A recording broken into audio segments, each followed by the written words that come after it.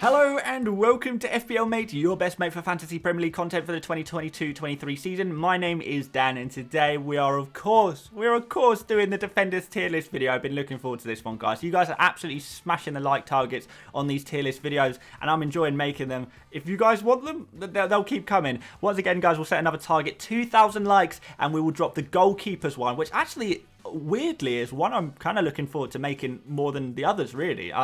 Because there's probably going to be less goalkeepers to pick from, it should actually make for a little bit more discussion. So I think that could be a good one. So 2,000 likes, I'll drop that video on Thursday. But for now, we're going to do the Defenders one. So yeah, of course, if you enjoy these tier list videos, please do subscribe, turn on notifications so you know when these videos drop. I've got a few more ideas for some different interesting tier list videos that are going to come after the positional ones that could even be better than these positional ones. So you never know. It could be, we could be onto something here, guys, with these tier lists. I just think they actually work quite well in the FPL format, but there we go. I'm rambling, guys. Before we get on to the video in proper, quick word from our sponsor today.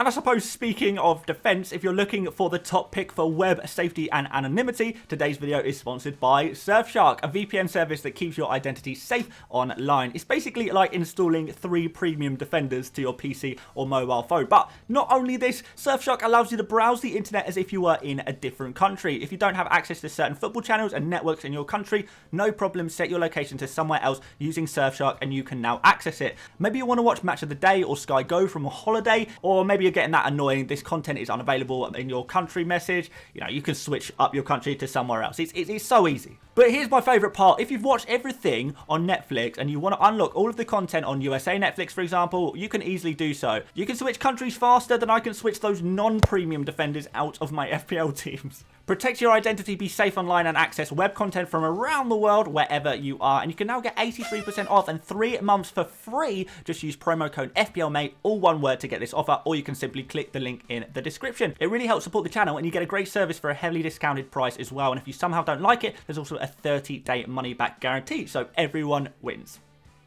Alright, guys, time for the moment you've all been waiting for, the Defender tier list in front of you guys. We've got 36 players again. I do apologise that I haven't got more than 36. I know in the midfielders video, you guys were saying like, oh my god, you should have included this player, you should have included this player. But unfortunately, we just can't include everyone. So I've just picked the most popular ones, the ones with the highest ownership right now. So hopefully that's going to be enough to sort most of you guys out. But of course, if you've got any other defenders you want to know about, do let me know in the comments and I will try and answer as many of you of where I would personally put them in the tier list. But yeah, should be enough. There should be enough defenders here. There's 36. You know, it's a decent pool of defenders. And of course, guys, I will be posting this on Twitter, so you can have a go of yourself if you want to have a go on these tier lists. All of those tier lists are on Twitter. On my Twitter. So yeah, go at FPL Mate, go check that out.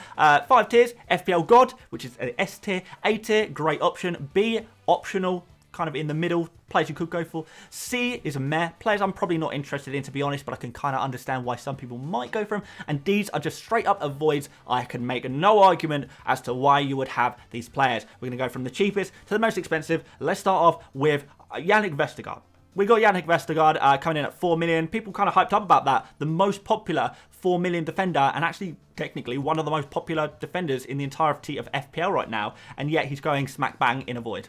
Yeah, it surprised you, right? But yeah, Vestergaard is pretty much been completely ousted out of the Leicester team. Leicester are just not interested in playing Vestergaard as well. It's a failed experiment. They're actually looking to sell Vestergaard, and he is not going to be playing any games for them whatsoever. So if you're thinking back to the Southampton Vestergaard of a couple of seasons ago, unfortunately, that's just not going to happen. You're not going to get that for 4 million anymore, and that's why he's priced at 4 million. Is because he's simply not going to play, and he may not even be at the club come game week 1. So as right now, straight up avoid. If he signs for another team, maybe he gets some game time from maybe a lower level Premier League team, I guess. But then at that point, are you going to want him at that point anyway? I don't know. Maybe not. That's going to be kind of up to you guys. But for now, straight up avoid. You don't want those. And the other 4 million defenders are so much better than him, in my opinion. So we've got Patterson next. Look at that happy little Scottish face. I am not going to have to put him in probably optional as a 4 million defender. I don't think he's an amazing 4 million defender, but he is that player who's come into Everton to slowly replace Coleman. We don't know how quickly he's going to replace Coleman, but by the end of the season, we should see Patterson as the main starting right back, I predict. But I'm just not sure how quickly it's going to happen. If it was to happen from Gameweek 1 and he was going to be pretty nailed on, then he'd go a little bit higher. But right now, he's kind of one of those optional players. Could emerge quickly, could emerge slowly. If he does emerge, though, he could get some goal returns as well because he's not bad in the attacking positions. We've got Jaffa Tanganga, who I think is also an avoid. I don't think he's going to be getting very much game time for Spurs, but he should get more game time than Vestergaard does for Leicester anyway. So slightly higher on the avoids, but still an avoid for me. Don't think he's anywhere near that first team as things currently stand. Brandon Williams, not really sure why so many people are going for him, but he was pretty high up in the ownership, so he somehow made the top 36. So yeah, if he's in here, but again, people may be confusing him with Nico Williams. Maybe I don't think he is the one to go for. There are links for him to go to Southampton, but nothing's really materialised yet. As things stand, he is nowhere near the Manchester United first team, and even if he signs for Southampton, they've got so many other fullbacks there that he's probably not going to get much game time there either. You know, Perraud, Livramento, Walker-Peters if he stays at the club. So yeah, I guess higher than the others if he does move to Southampton, but still pretty low.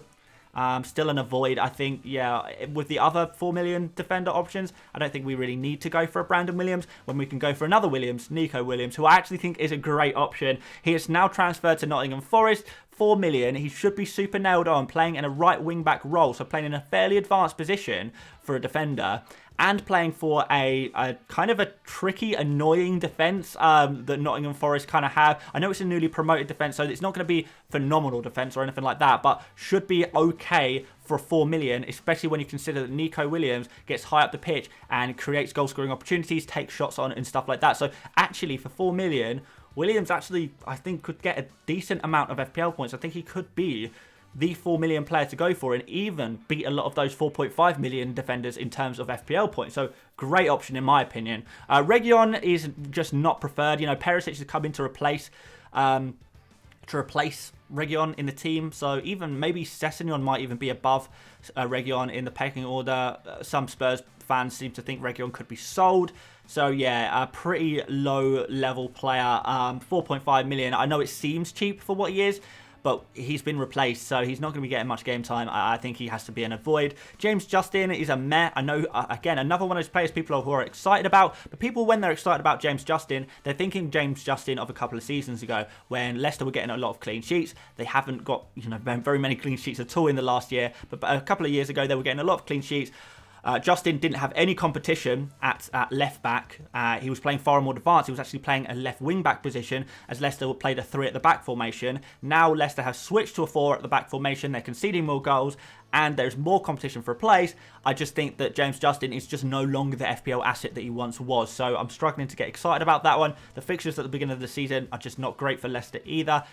So no real reason to go for James Justin in my opinion. I think there are some better 4.5 options around, like Jansen. Yeah, Jansen, I think he's a pretty decent option. Should be good for aerial threat. Brentford, pretty good defensively second half of last season. I think they could do pretty well. Ben White, we can probably stick him around this area as well. The one concern about Ben White that maybe makes me put him lower down on the optional is because Saliba could come in and eat into Ben White's minutes a little bit. I do worry that Saliba could get a few minutes and maybe actually Ben White is not super nailed on, but I'm not sure. I don't want to speculate on that one too much. If I know anything about Saliba, he struggles to get a game for Arsenal. But with the season that he had last season, I just don't see how he doesn't kind of start to displace Ben White or occasionally displace Ben White and Gabriel as well. So yeah, I'm not super convinced by Ben White, especially when we've got players like Tomiyasu coming in at 4.5 as well. I think he's a great option. Probably put him around here. He's not super, even though he is a fullback, he's not super attacking, which is the one thing holding him back. But he is super nailed on at right back. I heard people were saying like, what about Bellerin? Is Bellerin going to come in and take Tomiyasu's place? I don't think so. Tomiyasu was the most nailed player in Arsenal's entire team when he was fit last season. He played really well and played such an important part as to why Arsenal's defence did improve so much. So yeah, I do think Tomiyasu is very nailed on, you know, certainly compared to Ben White, for example. So yeah, like that one a lot. Tyrone Mings, not really nailed on anymore, I don't think. Yeah, let's put him down here. You know, with Diego Carlos signing, I think Diego Carlos and Konsa might be the two-man centre-back partnership for Aston Villa now. I'm not 100% sure on that one, so not quite enough to convince me to drop him down into the avoid category. I certainly would not be going for him personally, but if you are an Aston Villa fan and you think he is going to play, then he could be an okay FPL option at 4.5 million. You know, it's cheaper than he has been in before. He's always been good for a goal in terms of that aerial threat. So 4.5 million is not the worst price. I'm just personally concerned about his minutes. But maybe someone can tell me otherwise, that maybe Mings is going to play with Diego Carlos. Although that sounds like an absolute recipe for disaster for Aston Villa. I suppose technically it could happen. We've got Malaysia, not really sure how to say his name as of yet, but the new Manchester United fullback. People are saying he's really good.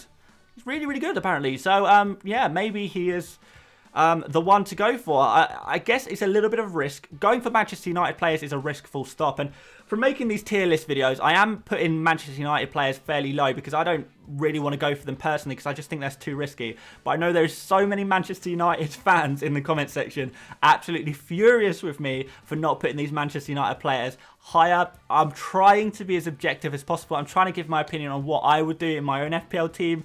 You know, if you have different opinions, like I say, this anyone could go in and have a go at this tier list and maybe you can do a little bit better than me. This is just my opinion, unfortunately. But although I'm a little bit more excited about him than I am a James Justin or a Tyrone Mings, I'm just not quite willing to take a risk on him, and I'm not quite convinced that he is going to be nailed at the start of the season. So right now, he's going to go into the meh category, but I'm willing to be proven wrong on that one. Lamptey, probably around the same area. The problem with Lamptey is he can never get enough minutes. He's clearly a good player. He's clearly very lively. He clearly gets very advanced. He clearly takes shots and puts crosses in. It's brilliant. But if you're only playing 58 minutes per game and missing every other game, that's not good for FPL. So it has to go in the meh category, unfortunately. We've got Botman, Newcastle defender. Should be pretty nailed on. Newcastle a good defence, and 4.5 million, pretty decent as well. So maybe pretty high tier optional. I think maybe there's potential for Botman to outscore some of the weaker defences. You know, even Arsenal are probably a weaker defence than Newcastle's at the moment, so he could be okay for clean sheets. And you never know, maybe the odd goal. He's pretty tall. He's a tall lad. He scored a couple of goals last season as well in the French league, so maybe he could do pretty well. I'm not 100% sure. New player coming into the Premier League, you're never 100% sure, but could be okay. Could be an okay option. I don't mind Botman. Don't mind him at all. Aït-Nouri, I think is optional as well. Kind of maybe mid-tier optional. Should start most games for Wolves. Has better fixtures than someone like Botman at Newcastle. But is he as nailed on? Maybe rotated occasionally. Gabriel, I think, is somewhere in the optional category as well. I'm not super confident in him, but I don't think he's the worst. I'd maybe put Gabriel like here. I think there are better 5 million options, to be honest, but I don't think he's the worst. He does score a lot of goals from those set pieces, doesn't he? He loves a headed goal, which is always nice. Arsenal have good fixtures as well, so optional.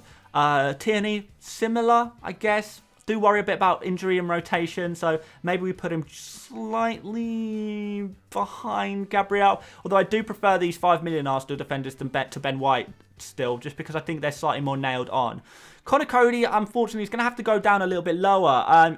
Obviously, scored very well last season, but he was a 4.5 million defender last season, so he's gone up at 5 million. I just don't think he's worth it. I don't think he's quite at the level of some of the other 5 million defenders. He is still optional, but he's not very exciting. In fact, we can arguably drop him down to a meh. Could do okay, pretty safe, pretty nailed on. Wolves have decent fixtures, but I think I'd rather go for an Aït-Nouri or a Johnny Otto or someone like that. Try and find a 4.5 million Wolves defender, because I think 5 million for a Wolves defender is just a little bit too much for me. I think we've got Kyle Walker. Really depends on if Man City sign another fullback. If they do, then let's assume that they will, because that seems to be their highest priority in the transfer market at the moment. Let's assume that Man City sign a left back. That's going to move Cancelo to right back, and it's basically going to mean Kyle Walker is just going to be pretty mudded, really. If City just go into the season with just Cancelo and Walker and Zinchenko, Zinchenko's on about leaving as well. I can't see that happening personally, but then I guess that technically would make Walker into a good FPL asset at 5 million. But that's not the case. That's not the situation we find ourselves in. And even if it was, you'd see players like John Stones probably coming in at right back to cover, which I just can't see it happening. I can't see it happening at all. So in that case, we're going to have to put him somewhere in the meh category, I think. There are arguments to pick Walker. I'm just not interested in those arguments. So that's why he goes into meh. In terms of where I would put him personally, probably here, but maybe you think that's a little bit harsh, but that's just where I would put him personally. Yeah, I'm going to get absolutely slandered for that one. Dina, let's put him in optional. Do you think he's optional? Kind of not super high tier optional, but maybe kind of mid tier optional, kind of somewhere like that. Set pieces, obviously always good for set pieces. That could be pretty interesting. Let's put Matty Cash in there next as well, who I do think is kind of higher on the high tier optional. I mean, maybe I could put these. I mean, Aston Villa's defence is not phenomenal, but Matty Cash, absolutely banging player, really advanced, likes to take a shot on. Quite like him. Let's put him high tier optional. Just because it's Aston Villa, I don't think I can put him as a great option. 5 million, it's a lot of money. It's a lot of money. Creswell, I think, is kind of low tier optional. I can kind of understand why people would go for him, but I think 5 million for a West Ham defender, not great fixtures really from a defensive standpoint. Creswell obviously had that season a couple of years ago when he was just getting assists over assists over assists. I don't know if he's going to do that anymore. Set pieces are kind of being spread out a little bit more in the West Ham team, so maybe he's not going to have quite as many set pieces to take. So 5 million may be slightly too much for him. West Ham don't keep that many clean sheets either. Kukurea, fantastic if he's going to go at Manchester City. If he goes to Manchester City, could be optional. But he's at Brighton at time of recording, so for 5 million, he gets a nice, I mean, he'd still be optional. He'd still be better than a Cody. He's a good player. He's still probably around the same mark as Creswell, somewhere around there. Yeah, let's go for it. Trippier, I think, is high tier optional, low tier great option. Could we stick him in great option? Yeah, I think so. Newcastle's defence, one of the best defences in the league. In fact, let's put him right to the tippy top there. I like Trippier. Gets a lot of assists and it takes a lot of shots. Obviously, a set piece, absolute machine, playing for a Newcastle defence, which was one of the best defences in not just the Premier League but world football in the second half of last season. So they've really improved there, and they've just signed Botman as well. So they're going to get even better defensively. They've just signed Nick Pope. Newcastle are just going to absolutely smash it in terms of defence. So yeah, I'm going to put Trippier right up in great option. Not quite FPL God, don't get me wrong, but he's definitely a great option. Let's put Marcus Alonso in the bin. Right in a void. Honestly, even if you think Marcus Alonso is going to stay at Chelsea, which doesn't look that likely, it looks like he does seem to be off, doesn't he, Chelsea fans? Marcus Alonso probably going to leave the club this summer. But even if he does stay, he's not going to play ahead of Chilwell, is he? He's not going to play very much at all. And yet he costs 5.5 million. Technically he'll score more points than Vestergaard. But still, terrible FPL option, avoid. John Stones, similar. Not really going to get very much game time. For 5.5 million, it's just not worth it. It's going to be Laporte and Diaz as the two centre-backs for Man City. That's just going to be it every single game week, pretty much. I can't see John Stones being a good FPL option. I think you just got to avoid him. Not interested.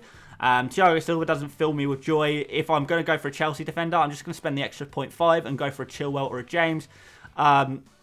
Should be okay for clean sheets, don't get me wrong. Should be pretty nailed on. And to be fair, could score the occasional set piece. But still, he's kind of a meh kind of player. So not too exciting. Let's put him down there. We've got Perisic. Definitely the best 5.5 million option in my opinion.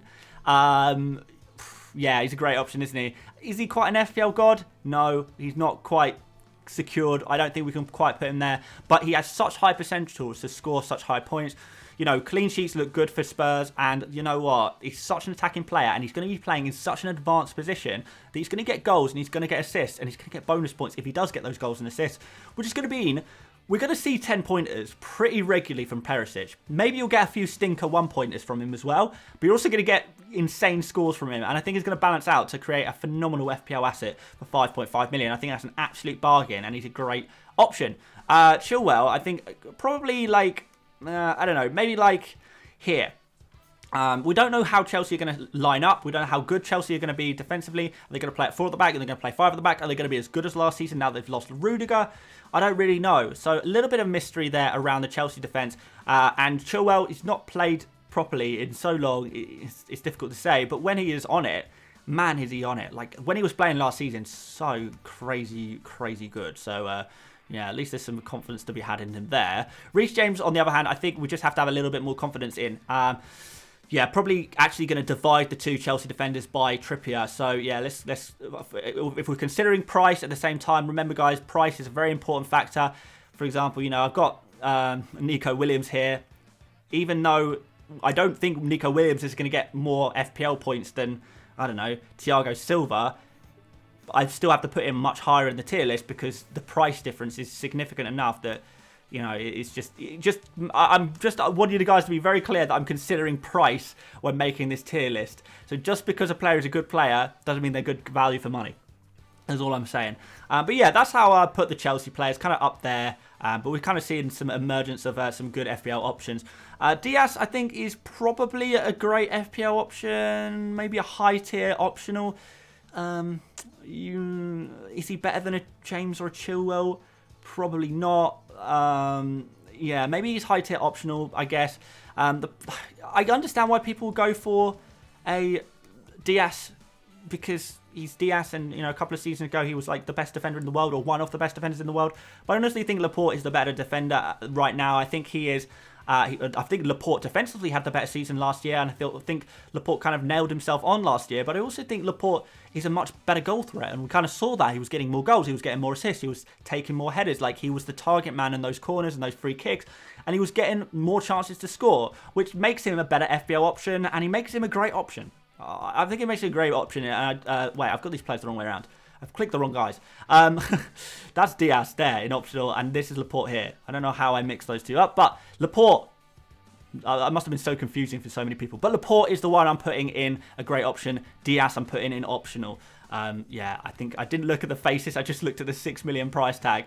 I would put the names of players on here. I tried to put the names of the players, but it looked terrible. The names were so small, you couldn't even tell. So as long as you can distinguish between Diaz and Laporte and know the prices of various players, then I think there should be enough information to go by. But yeah, like I say, Laporte, I would put high tier, great option, arguably. Yeah, probably somewhere around there. I think he's a really good option. Clean sheet should be a go, and those goal returns are around as well. Van Dyke, I'm going to put. I'm actually going to put him optional. Kind of. The problem with Van Dyke is, even though he will get you loads of FPL points, is that he blocks you from the other Liverpool players, and he's just not a high priority Liverpool player to get at all, really. You know, if we're thinking about the highest priority Liverpool players, we're talking about Salah and Trent, without a shadow of a doubt, and then we're probably talking about Robertson and Luis Diaz. So that puts, you can only have 3 Liverpool players, and Van Dijk is the 5th best. It kind of just makes him optional. I guess if you're really desperate to cut a corner, or you just want to rely on corner headers, which, guys, is not something I like to rely on. I like regular returns usually, and which is why I always usually prefer the fullbacks. You can see the fullbacks typically are much higher up on this tier list. Just for me personally, anyway. He is still a good option. He still will get you a lot of FPL points, but he's just the problem he has is that he ruins other players. He ruins your ability to get other FPL assets from Liverpool, which is a disadvantage, unfortunately. So yeah, swings and roundabouts. Cancelo is definitely a high tier, great option. Some people would say he's an FPL god. Like I keep saying though, if another left back signs for Man City, it's going to reduce Cancelo's game time, and it's going to move Cancelo to the right side of defence, where he's not going to score as many FPL points. Now, I'll keep saying this, if Man City don't sign a new left back, then I'm more than willing to be proven wrong and go back on this one and change my mind on this one. You know, always, guys, never just stick to your guns blindly. If the situation changes, if facts change, it's okay to change your opinion on players. It's absolutely fine. People will call you fickle or a hypocrite, but you're not. It just means you're flexible, and I'm very willing to be flexible in Cancelo. As things currently stand, the situation where it looks like it's going to unfold, I think Cancelo's still a phenomenal FPL option, but not quite an FPL god in the same sense as, obviously, Trent Alexander-Arnold. You know, look, let's be honest.